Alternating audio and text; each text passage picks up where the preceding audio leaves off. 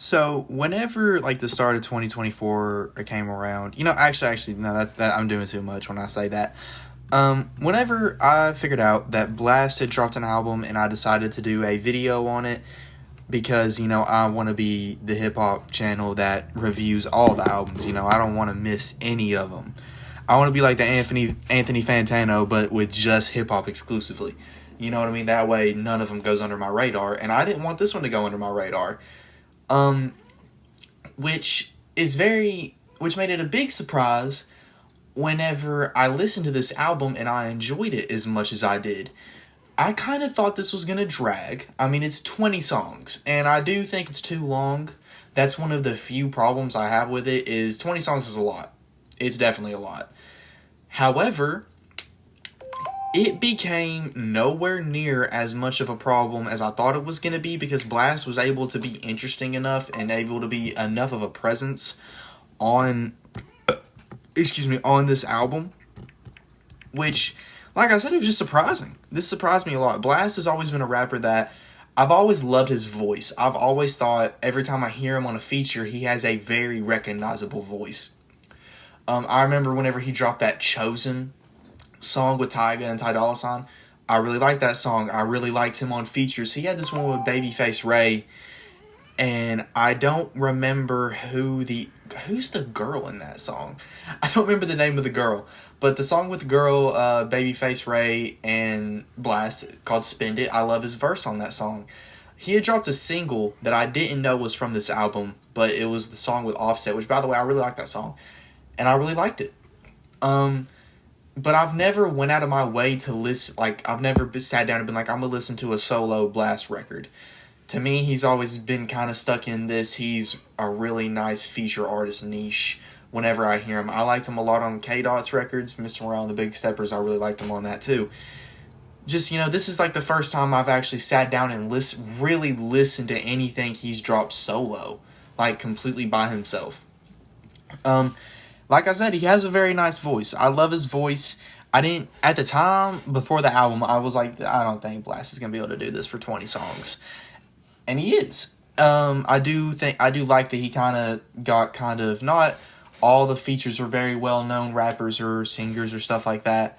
Or they are, and I'm just that out of touch. But they all kind of do their job, and they all kind of assist in little ways that he can't really. They give something to the song that Blxst might not have been able to do, which is very nice. I love Ty Dolla $ign's feature. I love Anderson .Paak's feature.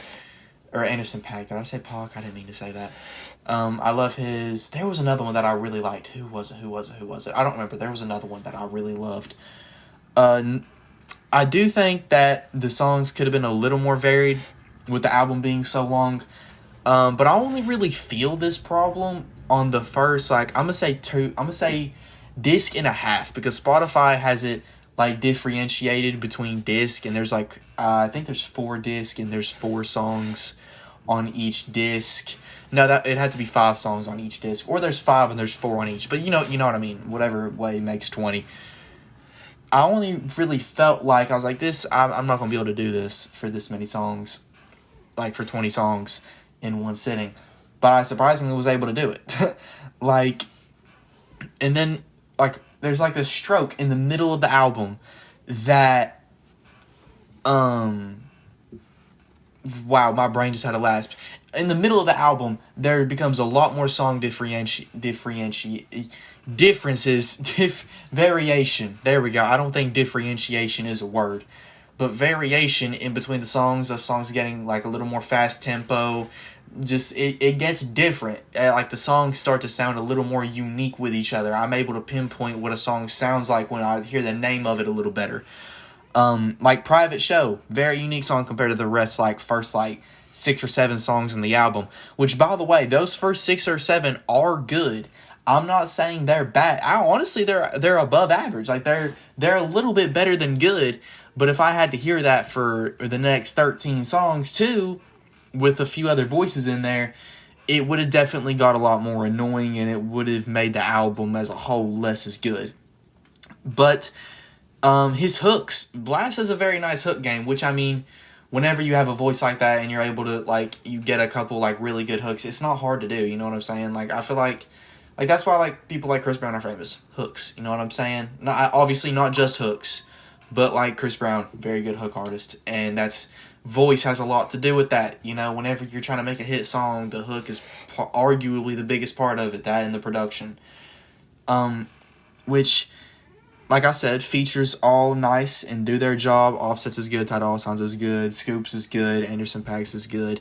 All of them do a very nice job. They all do, like I said, something that Blxst might not have been able to do as well. Some really smooth songs. Private Show is probably my favorite song on the album. It is amazing. It's such a smooth song. What's the other one? Is it Bad Idea? I think it's called Bad Idea. Am I wrong? Oh, I don't want to sound wrong. Something New is really good. Dance with the Devil is a song with Anderson .Paak. That's a really good one. Bad Idea is a really smooth song. So is Selfish Ways. All very nice and smooth songs. It's like nicely placed, faster paced songs. Like, I feel like the album, like, track list is like very, very well placed and put together. Also, like, a lot of like the kind of skits at the end of certain songs, they all sound really nice. A couple of them kind of come out of nowhere. Like, you were just talking about this woman and now you're talking about robbing this guy. Like, maybe I missed something in the song, but that was just kind of random. I think that was the bad idea one, but maybe not. Very nice run of songs in the middle, like I said, and it ends very nicely. Very nice ending to the album. It's very, very surprisingly one of my favorite albums of the year, hip-hop wise. I shouldn't say that. I mean, I only listen to hip-hop albums. It's one of my favorite albums of the year. If I had to make a top 5, it wouldn't be in the top 5. It'd be in the top 10. But yeah, this is very, very surprisingly good. It's like an 8.5 out of 10.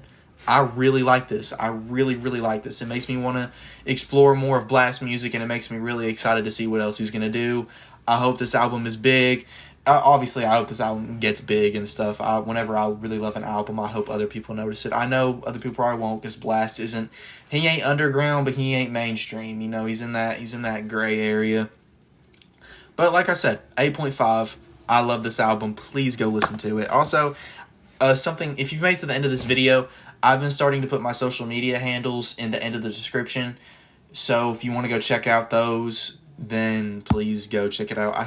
I think I've mistakenly put my YouTube link in there, so that just brings you to my channel. Like, obviously, no, duh, I'm too lazy to fix it. But yeah, and subscribe while you're at it too. We're at 282. I want to get to 300 by the end of the year. Hopefully we're able to do that. Oh, honestly, you know what? No. I want to have 300 before October. I want to have 300 before Halloween. I think that's a very reasonable goal.